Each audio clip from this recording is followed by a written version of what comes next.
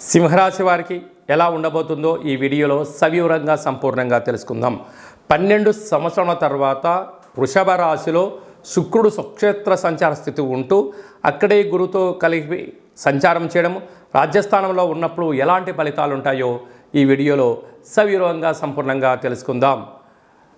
సింహరాశిలో ఏ నక్షత్రాలు వస్తాయనగా మఖా నక్షత్రంలోని 4 పాదాలు, పుబ్బా నక్షత్రంలోని 4 పాదాలు, ఉత్తరా నక్షత్రంలోని 1 పాదం కలిపితే సింహరాశి అవుతుంది.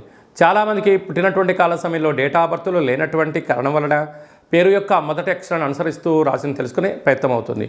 మా, మీ, మో, మే, మో, టా, టీ, టు, టే అక్షరాల వారు సింహరాశి జాతకులే. సింహరాశి యొక్క అధిపతి సూర్య భగవానుడు. వీరికి 2వ స్థానంలో కేతువు, 7వ స్థానంలో శని సంచార స్థితి, అష్టమంలో కుజరాహుల సంచార స్థితి. కుజదోష ప్రభావంగా ఉండడం వలన వృత్తులలో, ఉద్యోగాల్లో, వ్యాపారాల్లో అనేక మంది శత్రువులు పొంచి ఉన్నారు.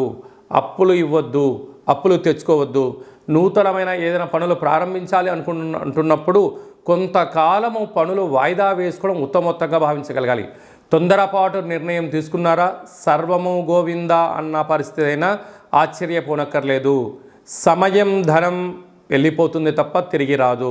కనుక మన దగ్గర ఉండబడినంటే స్వల్పమైన ధనాన్ని అనవసరమైన ఖర్చు పెట్టుకోకుండా, మితిమీరిన ఆలోచన చేయకుండా ఓపికగా, పట్టుదలగా, విషయ పరిజ్ఞానంతో మీరు ఖర్చు పెట్టగలిగినట్లయితే స్థిరచరాస్తులు మీ సొంతమవుతాయి.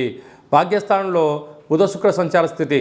భార్య మాట భర్త, భర్త మాట భార్య వినగలిగినట్లయితే ఇద్దరికీ చాలా మంచి కాలము అని చెప్పి గమనించాలి.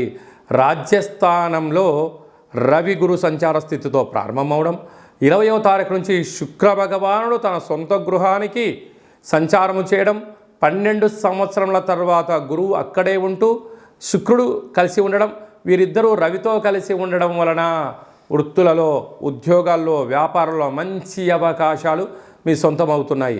ఇలాంటి కాల సమయంలో ఇంకనూ మీరు విజయం సాధించగలగాలి అన్నట్లయితే మీరు ఎంత బరువు అయితే ఉంటారో అంత బరువు కలిగినటువంటి కుంకుమను తులాభారంగా చేసుకొని ఆ కుంకుమను నీటిలో వేసి ఆ నీటితో రుద్రుడికి, కాలభైరవుడికి రుద్రాభిషేకం చేసుకున్నట్లయితే రుణ సమస్యలు, రోగ సమస్యలు, శత్రు సమస్యలు తొలగిపోతాయని చెప్పి గమనించాలి.